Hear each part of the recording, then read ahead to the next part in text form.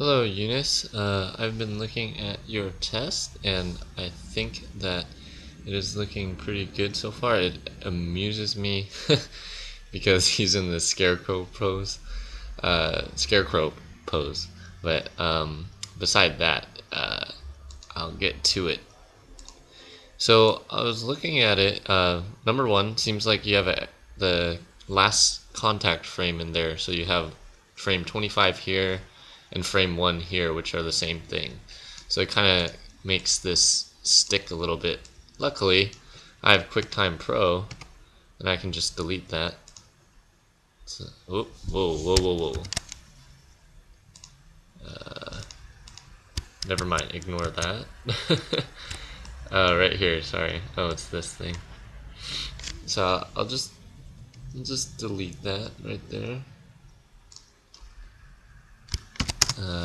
And now it shouldn't stick. Okay, so I think overall you got the basics down. You got like the weight shift, and I think your test is a little bit more subtle in that way. He's kind of got this like prance to his walk, very adventurous, which I think is very Peter. So I can't tell, but I would just make sure, like everyone, that the weight doesn't shift too much until after the contact, because I've noticed a lot of people have been doing it before he contacts, or like his weight will shift, so all his weight should be on the leg that he's standing on right now. Even here, it should still be on this leg mostly, and then it should shift. And it kind of looks like you do have that. So, but then it's so close that I can't tell. It seems like his weight could be shifting like right here, which in the case would feel kind of awkward. It's not that the hips don't move at all, but they should still mostly be on this leg, and then they should shift. And I've been showing a lot of people this already, but if you watch the guy in the dark shirt, you see that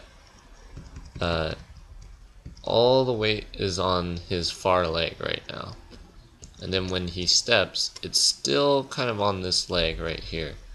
Then when he walks, you can see his hip rise right there, and that's because all the weight is now shifted to this leg. And again, if you watch it here, same thing, his weight's still on this leg because this leg just got out of being in the air. So this leg, and now watch. So you see after the contact, watch his hips. They like jut out this way. So all the weight now is on this leg. So, just making sure things like that. And you have the side view here. So the next thing is on your squash position right here. It seems like the torso is kind of at not quite under his weight. So like here, it seems like he would fall backwards. And I know he's lifting his leg here, but even so, like until his leg is under his body, then it seems like he's balanced. But here it seems like it just feels like you could move the hip cog a little bit more forward or something, so that he gets a nice like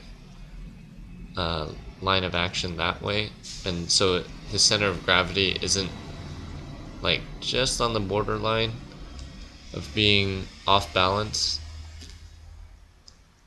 Because it seems like here, if you watch this foot, it slows down here, and then all of a sudden it speeds up right there. So I think you've got a little weird pacing in your step, but it doesn't look too bad. His legs look very floppy, if that was your intention. And then the last thing is uh, just watch the path of action of your foot, because if you watch it, it goes like in a triangle. It goes here and then straight down.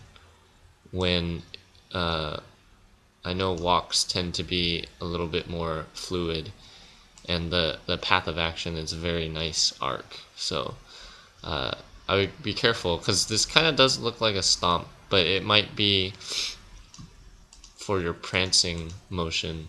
I'm not sure. Uh, when you play it in real time, it doesn't look too bad. But again, I think he looks kind of off balance at one point, or his torso seems very stiff compared to his legs. So I would just double check that. All right, that's about it. Keep working on it. Good luck.